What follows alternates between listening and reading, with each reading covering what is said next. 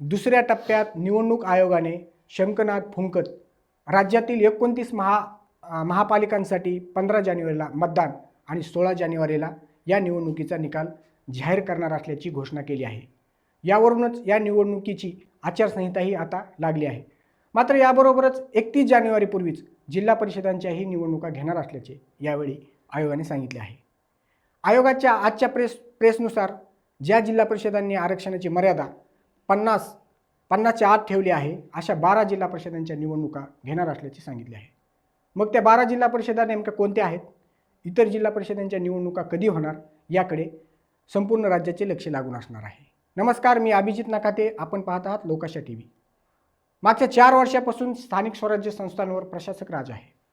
निवडणुकाच घेतल्या नसल्यामुळे स्थानिकच्या नेत्यांची मोठी पंचायत झालेली आहे। परिणामी स्थानिकच्या नेत्यांना इच्छा असतानाही जनतेची कामे करता आलेली नाहीत। तब्बल 4 वर्षानंतर स्थानिकच्या निवडणुका होत आहेत। विशेष म्हणजे राज्याच्या राजकारणातील सर्वात चर्चेचा विषय ठरलेल्या महापालिकेच्या निवडणुकाची आज घोषणा करण्यात आली आहे।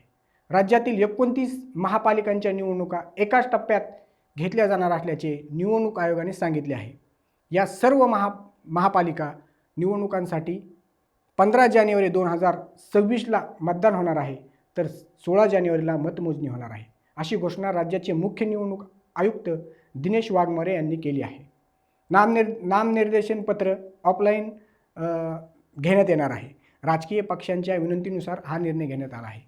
राज्यातील सर्व 29 महापालिकांची निवडणूक एकाच टप्प्यात होणार आहे, अशी माहिती सूत्रांकडून आधीच मिळाली होती।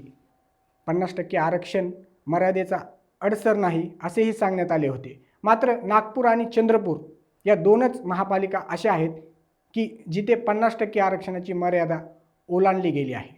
त्यामुळे येथे आधी 50%च्या आत आरक्षण दिले जाईल, अशा पद्धतीने पुनर्रचना करून मगच तिथे निवडणूक घेतली जाईल असा तर्क आहे।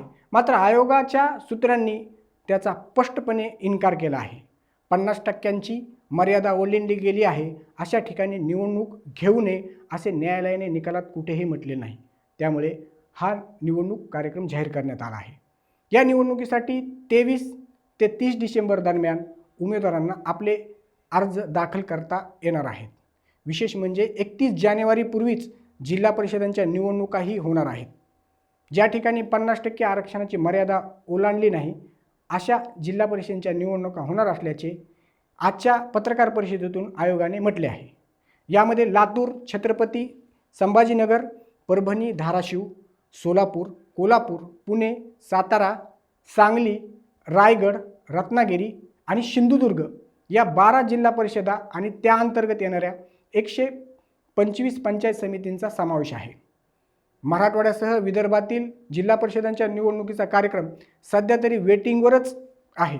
त्यामुळे बीड जिल्हा परिषदेची निवडणूक नेमकी कधी आणि केव्हा होणार हे सध्या तरी ठोसपणे सांगता येत नाही। या महिनाभराच्या कार्यकाळात नेमक्या काय आणि कशा घडामोडी घडतात, बीड जिल्हा परिषदेसह जिल्ह्यातील पंचायत समितींच्या निवडणुका कार्यकाळ नेमका कधी लागतो याकडे संपूर्ण बीड जिल्ह्याचे खऱ्या अर्थाने लक्ष लागून असणार आहे।